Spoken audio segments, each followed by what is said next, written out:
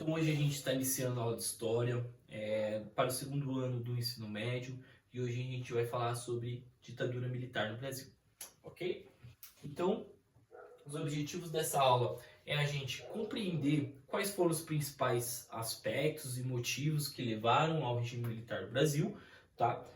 Também a gente analisar a construção da ditadura militar através dos atos institucionais, né? Ou seja, como que ela se estrutura, como que ela se organiza.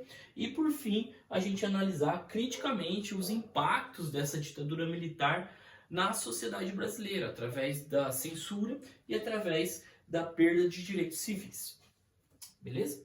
Então, o primeiro aspecto para a gente pensar aqui é sobre a Guerra Fria, né? Então, está acontecendo nesse momento no mundo, né? Em 1960, essa disputa ideológica, né, e política entre Estados Unidos e União Soviética. E se tem uma intensificação de saber de qual lado, qual alinhamento político o Brasil ficaria nesse momento, tá? Então, essa influência da Guerra Fria é muito forte, tá? Visto que outros países vizinhos aqui da América Latina acabam já fazendo as suas revoluções e se demonstrando de um lado do aspecto político, ok? Um questionamento inicial para a gente refletir sobre a ditadura militar, o regime militar no Brasil, é perguntar a vocês, alunos, que se vocês já sabiam que o Brasil viveu em um regime militar, né? E o que significa viver em um regime militar, né? Então é um debate aí para a gente iniciar a aula bastante importante. Beleza? Então a gente vai ver aqui o segundo aspecto, que é essa crise na democracia, né? Essa crise política que está ocorrendo no Brasil, devido a vários fatores políticos que estão acontecendo também nesse momento. Nos slides eu deixei aqui para vocês alguns dos principais eventos que vão ocorrendo ali na década de 50 e de 60, que vão culminar nessa crise política, né, que vai incentivar, influenciar essa crise política, tá? O primeiro deles a gente tem em 1964 o suicídio do Getúlio Vargas, né, intensificando essa polarização política nesse momento, né? E em 1960 a gente tem as eleições, né, na qual quem ganha é o Jânio Quadros, mas logo em seguida ele acaba renunciando ao seu cargo e quem assume o cargo é o João Goulart, né? Então, intensificando essa instabilidade política, de ninguém saber mais o que vai acontecer, o que está acontecendo, coisas novas acontecendo na política que não tinham acontecido antes, né? Então, intensifica essas crises políticas.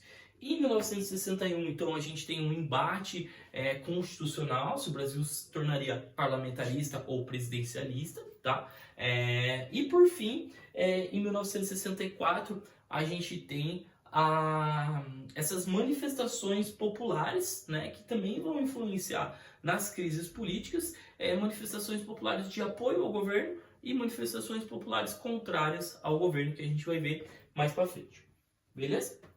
Então, sobre essas manifestações populares, né, a gente tem em 13 de março de 64 um comício que foi promovido pelo próprio presidente João Goulart, né, chamado Defendendo as Reformas de Base. O que seria isso? Foi um discurso para mais de 200 mil pessoas em que o presidente promove falas, né, em fazer políticas públicas para a classe trabalhadora, né, se aliando ainda mais ao aspecto político do comunismo, ao aspecto político da União Soviética, tá? Então, a oposição desperta um alerta nessa oposição, principalmente uma oposição econômica, uma elite, né, que começa a ficar alerta com essa posição, ou seja, não quer que o Brasil se torne socialista, não quer tem medo desse socialismo, ele vê todos os outros países se tornando socialista, então ele tem medo dessa posição do João Goulart.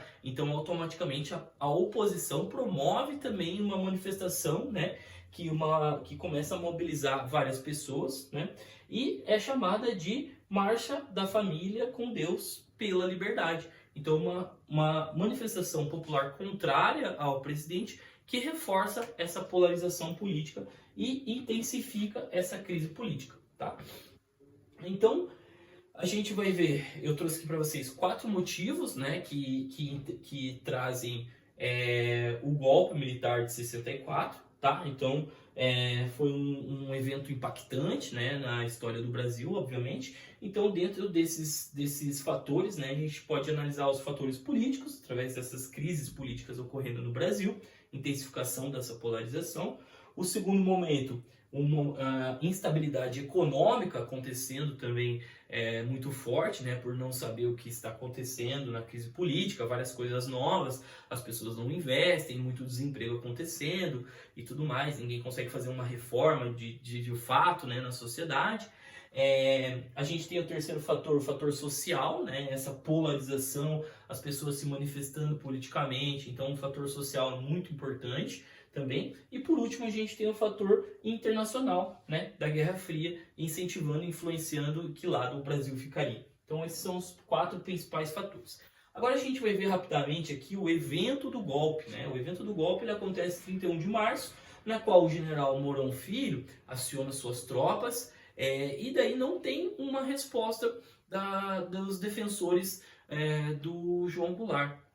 Né? Então, como não está havendo nenhuma resposta e o general já acionando as suas tropas para tomar a posição, para tomar o poder, espalha-se também uma ideia, né? Uma fake news, como a gente pode dizer atualmente, de que o atual presidente teria fugido do país, teria ido embora do país e essa presidência estaria vaga. Né? Eu trouxe aqui a foto para vocês de um tanque militar em frente ao Congresso Nacional em 64, onde ocorre a tomada do golpe. Okay? Então a gente tem aqui uma atividadezinha para a gente desenvolver sobre o processo de implementação desse regime, como que ele acontece.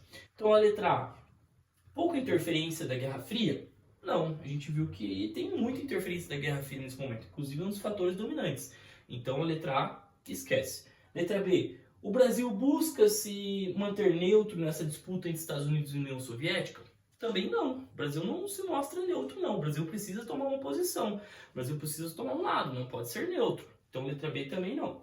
Letra C, a influência do governo socialista da União Soviética na política brasileira?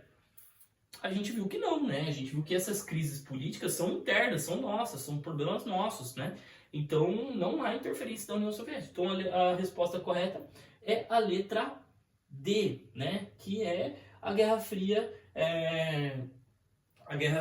e o crescimento do movimento comunista em diversos países da América Latina causam um medo em determinadas elites que são favoráveis ao regime militar, né? Então, são favoráveis à implementação do regime militar e à tomada de poder, ok? Então, a resposta certa é a letra D.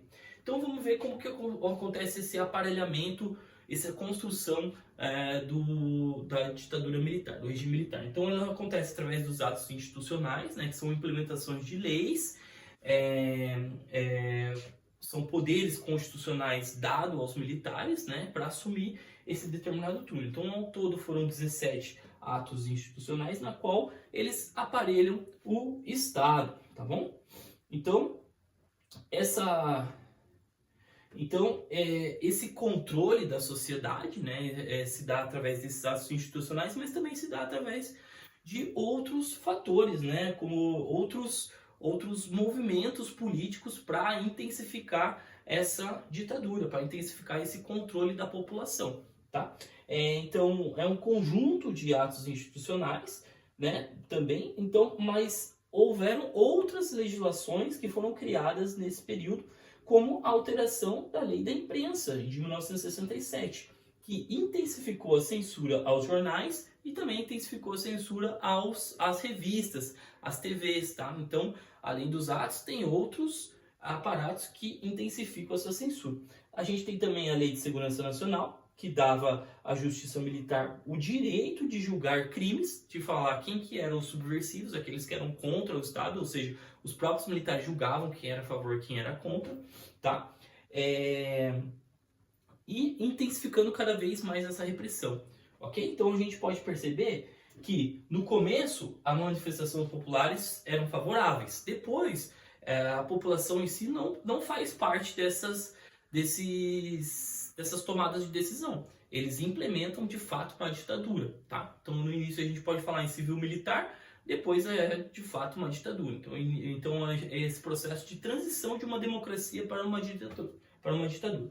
E por fim a censura, né, gente, que é os veículos de imprensa. Então, censura a esses veículos de imprensa. Então, jornais, TV, revistas, né? O que seria pra gente hoje, por exemplo, a internet. A gente, numa rede social, não poderia falar mal de um governo, não poderia refletir criticamente sobre o governo, eu não poderia dar essa aula aqui, né? Então, senão a gente era considerado subversivo, a gente era considerado contrário ao governo, ok? Então, por fim, a gente vai fazer uma atividadezinha em grupo, né? A gente vai se dividir em grupo, escrever um texto, né, de no mínimo 5 linhas, refletindo aí sobre quais são as principais diferenças entre uma ditadura e uma democracia, tá? Acho que é bastante importante, bastante interessante a gente entender isso.